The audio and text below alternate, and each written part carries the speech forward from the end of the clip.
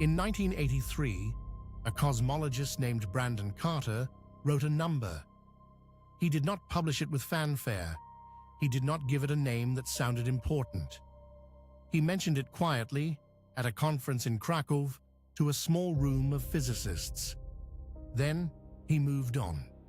The number was this: your position in the total sequence of all human beings who will ever live. Carter estimated, using only the tools of probability and logic, that you are likely somewhere near the middle of that sequence. Not the beginning, not an early entrant into humanity's long story. Roughly the middle. If that is true, if probability has anything to say about it, then the total number of humans who will ever be born is roughly twice the number who have already been born. About 108 billion humans have lived and died before you. Twice that number is approximately 216 billion. Subtract the living. What remains is the number of humans yet to be born. That number is not very large. At current birth rates, it represents something between 1 and 2,000 years of human history, after which, nothing. The sequence ends. This is the Doomsday Argument, and the part that unsettles most people is not the conclusion. It is the reasoning, because the reasoning is almost impossible to refute. I want to hold that claim for a moment. We will come back to it. First, where did this idea come from, and why has almost no one told you about it? Brandon Carter is not a household name, though he should be. He is the physicist who first formalized something called the Anthropic principle, the idea that any observation we make about the universe must be compatible with the existence of an observer capable of making it. This sounds like a tautology. It is, in fact, a weapon. The Anthropic principle says, we cannot pretend we are observing the universe from outside it. We are inside it. We are inside it because we exist. And the fact that we exist is a constraint on what we are permitted to believe about where we stand. Carter noticed something.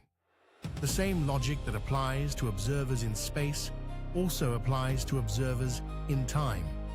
You exist at a particular moment in human history. You are, in a very literal sense, a specific draw from the lottery of all possible human lives. Your position in the sequence is not arbitrary. It is a data point, and data points can be analyzed. Here is the argument in its cleanest form. Suppose you wake up in a room and you are told one of two things. Either you are among the first 1,000 people to ever enter this room, or you are among the first 1 billion. You have no other information. You are told only your number. You are number 237,000.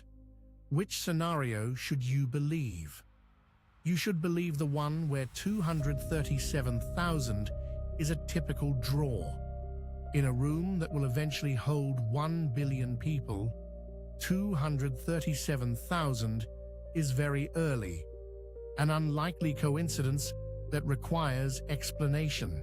In a room that will eventually hold 1 million people, 237,000 is roughly the middle, no coincidence required. This is the Copernican move, the move Carter borrowed from the deepest habit of science. Assume you are not special. Assume you are not an early observer. Assume you are not a late observer.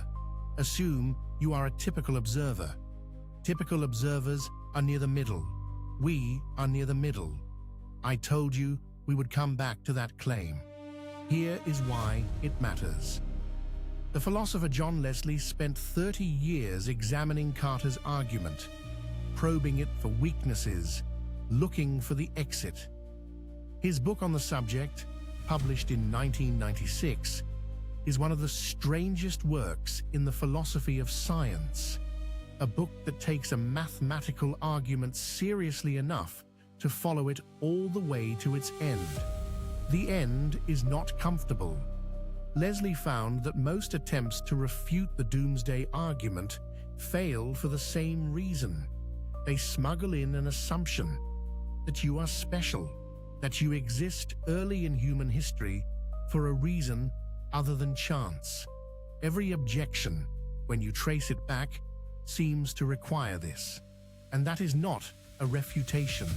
That is a faith position. There is one serious escape route. It was proposed by philosophers who work on the problem of self-locating belief. The problem of what you should believe about where you are, when where you are, is itself part of what you are trying to figure out. The escape route involves two competing assumptions about how observers should count themselves. The short version is this: if you assume that more observers means more chances to exist, then the fact that you exist is weak evidence for a large future of observers, which means a long human story is still possible, and the Doomsday Argument loses its grip. But here is the problem. That assumption has its own consequences. It implies that simple, common configurations of observers vastly outnumber complex, rare ones. It points toward conclusions about the nature of reality that are, in their own way, stranger than the one you started with. You do not escape the strange. You only choose which strange to inhabit. This is the moment in the argument where most people want to look away. And I think the reason is not intellectual. I think it is visceral. The Doomsday Argument is threatening, not because it predicts extinction. Extinction is abstract, distant, something that happens to civilizations you read about in books. It is threatening because it makes your existence the evidence. You, specifically. The fact that you are listening to this is, in a technical sense, part of the argument. You are a data point in a calculation about when humanity ends. Most scientific arguments about the future feel external. They describe something out there: climate systems, stellar timelines, civilizational pressures. You can watch them from a distance. The Doomsday Argument cannot be watched from a distance. It implicates the watcher. And Carter knew this. He was uncomfortable with the argument. He recognized that it was logically sound and philosophically troubling in a way that most physics arguments are not. Physics usually tells you something about the universe. This told him something about himself, about the meaning of the moment he happened to be standing in. There are reasons to resist the conclusion. If humanity expands beyond this planet, the reference class changes. If we create minds that do not fit neatly into the sequence Carter imagined, the counting becomes more complicated. If our birth rates collapse long before any extinction event, the argument may have already given us the wrong median. Nick Bostrom has written extensively on these edge cases. He does not dismiss the argument, he complicates it. He notes that any scenario in which humanity reaches very large numbers, billions of years, trillions of lives, requires the Doomsday Argument to be wrong, and therefore a very large future is itself evidence that something is systematically mistaken in the reasoning. This is not reassuring. It is a loop that tightens. I will tell you what I think the Doomsday Argument actually is underneath the probability theory. I think it is a formalization of an intuition that most thoughtful people carry and most thoughtful people refuse to examine. The intuition that we are late, that the great bulk of what humanity might have been is still ahead of us, unborn, unthought, unlived, that we exist at a particular moment of fragility, suspended between the world that made us and the world we might make, if we are careful enough and lucky enough and wise enough to deserve it. Carter wrote his number in 1983 and moved on.